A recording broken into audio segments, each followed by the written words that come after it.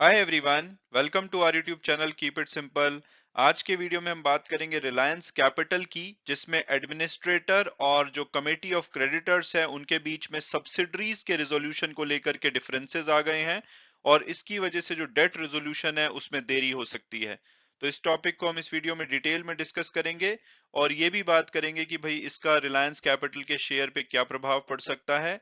और आगे बढ़ने से पहले अगर आपने अभी तक चैनल को सब्सक्राइब नहीं किया तो प्लीज सब्सक्राइब करके हमें मोटिवेट कीजिए।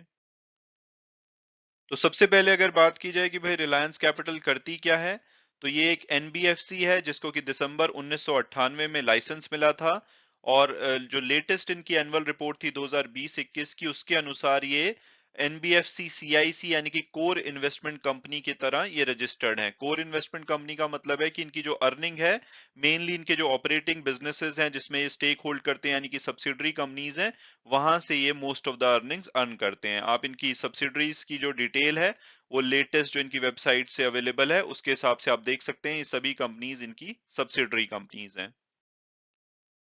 और अब अगर बात की जाए कि भाई रिलायंस कैपिटल की स्टोरी अभी तक क्या है, तो ये तीसरी बड़ी एनबीएफसी है जिसके अगेंस्ट आरबीआई ने जो आईबीसी यानी कि इंसॉल्वेंसी और बैंकरप्सी कोड होता है, उसके अंतर्गत बैंकरप्सी जो प्रोसीडिंग है वो इनिशिएट करी थी। इनके अलावा अगर दो बड़ी एनबीएफसी के बारे में बात की जाए तो वो थी एसआरईआई ग्रुप और Dewan housing finance corporation. Reliance capital की बात करें तो आपको याद होगा 29 नवंबर को आरबीआई ने जो रिलायंस कैपिटल का बोर्ड था उसको सुपरसीड कर लिया था, यानी कि इसके बोर्ड का कंट्रोल ले लिया था। और इन्होंने एक एडमिनिस्ट्रेटर को भी अपॉइंट किया था क्योंकि इन्होंने अपनी पेमेंट पे जो डेट पेमेंट थी उस पे डिफॉल्ट किया था। इसके बाद जो एडमिनिस्ट्रेटर थे उन्होंने एक्सप्रेशन ऑफ इंटरेस्ट के लिए बिड मंगाई थी इंटरेस्टेड बिडर से, जो कि रिलायंस कैपिटल को खरीदने के लिए इंटरेस्टेड थे, और ये बिड 18 फरवरी को मंगाई गई थी।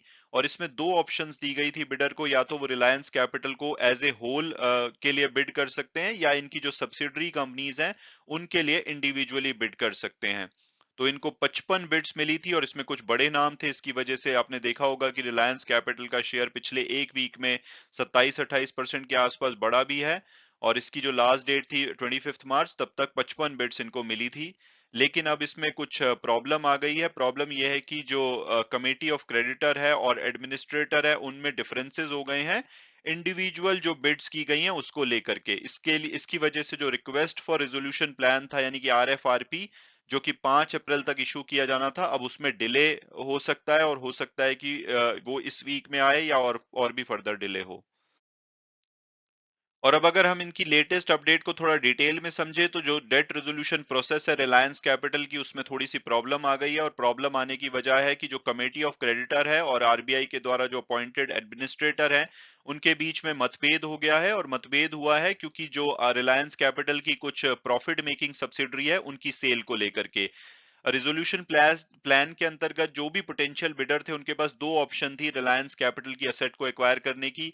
पहली ऑप्शन थी कि वो रिलायंस कैपिटल को कंप्लीटली यानी कि एज ए होल उसके लिए बिड सबमिट कर सकते हैं, और दूसरी ऑप्शन थी कि उसकी जो सब्सिडरी है या डिफरेंट क्लस्टर मतलब अलग अलग सब्सिडरी के लिए बिड कर सकते हैं सेकेंड ऑप्शन में। तो अब 25 मार्च जो इसकी एक्सप्रेशन ऑफ इंटरेस्ट की लास्ट डेट थी, तब तक इनको 55 बिड्स मिली हैं।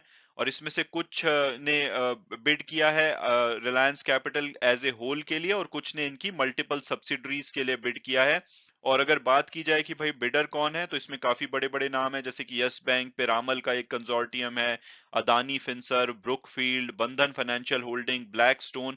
इन सभी ने अपनी इच्छा जताई है यानी कि एक्सप्रेशन ऑफ इंटरेस्ट सबमिट किया है कंपनी की असेट्स को एक्वायर करने के लिए। इसके अलावा लगभग 2 डजन प्लेयर यानी कि 2 दर्जन के आसपास, 22 के आसपास ऐसे बिडर हैं जिन्होंने कि दोनों ऑप्शंस में बिड किया है, यानी कि वो एज ए होल और अलग से भी वो सब्सिडरी को एक्वायर करना चाहते हैं। लेकिन इसके अलावा जो 22 के अलावा जो दूसरे बिडर हैं लगभग 33 के आसपास, उन्होंने जो सिर्फ कुछ कुछ सब्सिडरीज के लिए ही बिड किया है, जैसे कि Reliance general insurance, Reliance health insurance, Reliance Nippon life और Reliance asset construction, Reliance security. ये कुछ प्रॉफिट मेकिंग सब्सिडरी हैं तो उन्होंने सिर्फ इन्हीं के लिए बिड किया है।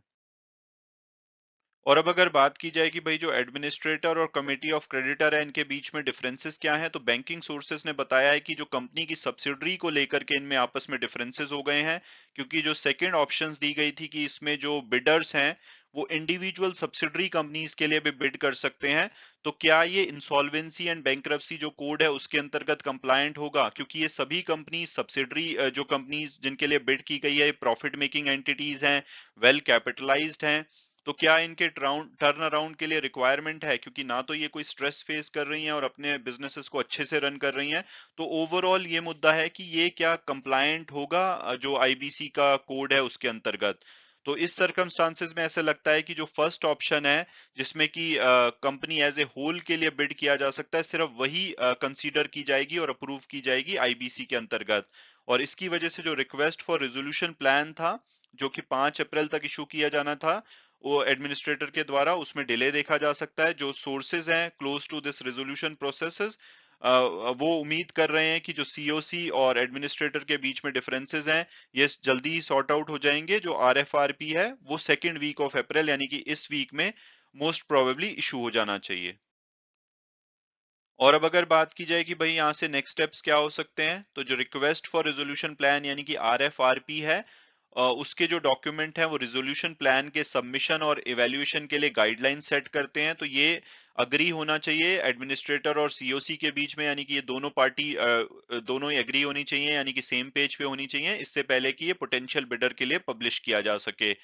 तो जो कमेटी ऑफ क्रेडिटर है वो फोर्स कर रही है कि जिन्होंने इंडिविजुअल लेवल पे बिड की है उनको फोर्स किया जाए कि वो एक एसोसिएशन फॉर्म करें, यानी कि कंसोर्टियम फॉर्म करें और कंपनी लेवल पे रेजोल्यूशन प्लान को सबमिट करें।